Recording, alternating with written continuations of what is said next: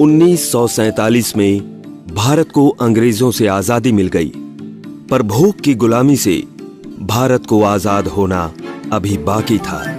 खाद्यान्न का उत्पादन कम होने से भारत को गेहूं अमेरिका से आयात करना पड़ता था। भारतीय जमीन की उत्पादक क्षमता कम थी। कृषि में नई तकनीकों का अभाव था। इन तमाम कारणों के फलस्वरूप भारत का कुल खाद्यान्न उत्पादन मात्र 51 मिलियन टन था। खाद्यान्न के कम उत्पादन के कारण भूखमरी और कुपोषण की समस्या देश के सामने एक बड़ी चुनौती के रूप में खड़ी थी। फिर 1960 में भारतीय कृषि में नई क्रांति की शुरुआत हुई, जिसे हम हरित क्रांति के नाम से जानते हैं। हरित क्रांति मुख्य रूप से 3 बातों पर केंद्रित थी। पहली, रासायनिक खादों का प्रयोग। दूसरी, कीटनाशकों, खरपतवार नाशकों का प्रयोग। और तीसरी, संकरित बीजों का प्रयोग। हरित क्रांति के फलस्वरूप भारत का खाद्यान्न उत्पादन बढ़कर 4 गुना से ज्यादा हो गया और भारत खाद्यान्न उत्पादन में आत्मनिर्भर हो गया। संपूर्ण भारत में खुशियों की लहर छा गई।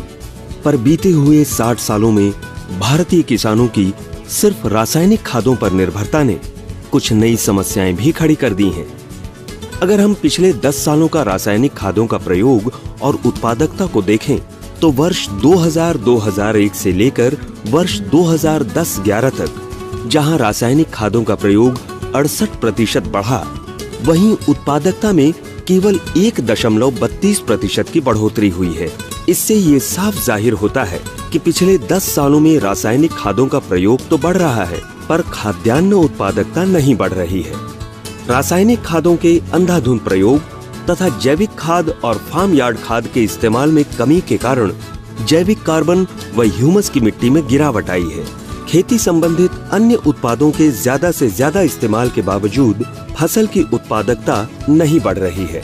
जिंक, बोरॉन, लौह तत्व, मैंगनीज, सल्फर, कॉपर और मॉलिब्डेनम जैसे सूक्ष्म पोषकों की कमी व्यापक रूप से पाई गई है, जो फसल की पैदावार में कमी का एक प्रमुख कारण है। फसलों में कीट रोग, खास करके मिट्टी जनित रोगों का प्रसार बढ़ रहा है। मिट्टी की संरचना का नष्ट होना, अम्लीय और क्षारीय पीएच मिट्टी में पोषक तत्वों का घटना, मिट्टी की जल धारण और पोषक तत्वों की धारण क्षमता में कमी होना और भूजल प्रदूषण जैसे कारणों से मिट्टी की उत्पादकता में गिरावट आई है। सवाल ये है कि क्या किसानों की अगली पीढ़ी खुशहाल जिंदगी जी पाएगी और अपनी आने वाली पीढ़ी को एक उपजाऊ जमीन दे पाएगी, या हमें अपनी खेती में भारी परिवर्तन करना पड़ेगा? आइए इन सभी बिंदुओं को समझने के लिए मिट्टी की संरचना को देखते हैं। ए, फसल का अच्छा विकास। फसल का अधूरा विकास। बी, जैविक तत्वों से समृद्ध। जैविक तत्वों की कमी। सी, जड़ का अच्छा प्रसरण और विकास। जड़ प्रसरण और विकास में कमी। डी, मिट्टी की अच्छी संरचना। डी, मिट्टी की खराब संरचना।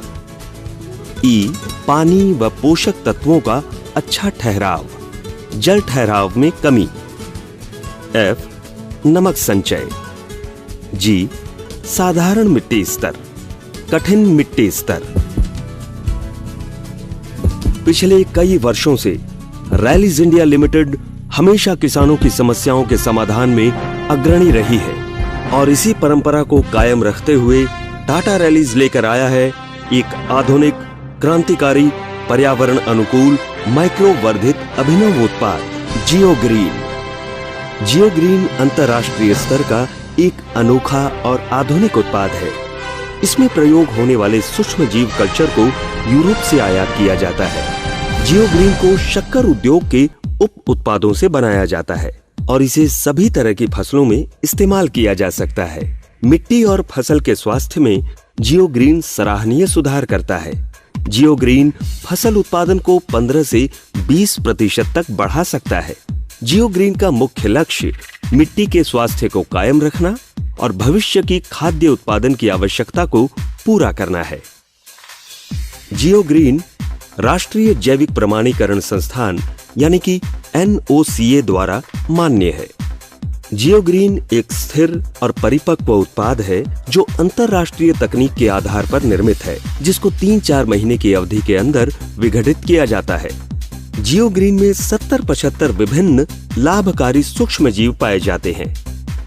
जियोग्रीन खरपतवार के बीजों से मुक्त है। जियोग्रीन रोग पैदा करने वाले जीवाणु से मुक्त है। जियोग्रीन में कार्बन नाइट्रोजन का अनुपात 10:1 है।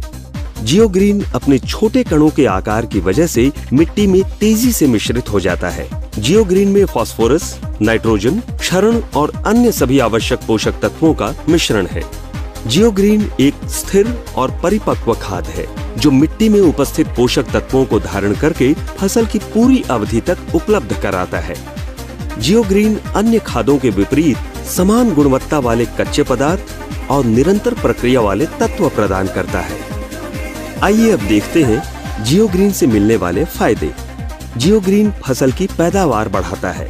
हमारे आंतरिक परीक्षण में पाया गया है कि जियोग्रीन से फसल की पैदावार में लगभग 15 से 20% तक की वृद्धि हो सकती है। मिट्टी का पीएच यानी कि अम्लीय या क्षारीय संतुलन बनाए रखता है और मिट्टी की संरचना सुधारता है। मिट्टी के अपरदन को रोककर जियोग्रीन मिट्टी में उपस्थित पोषक तत्वों को बरकरार रखता है।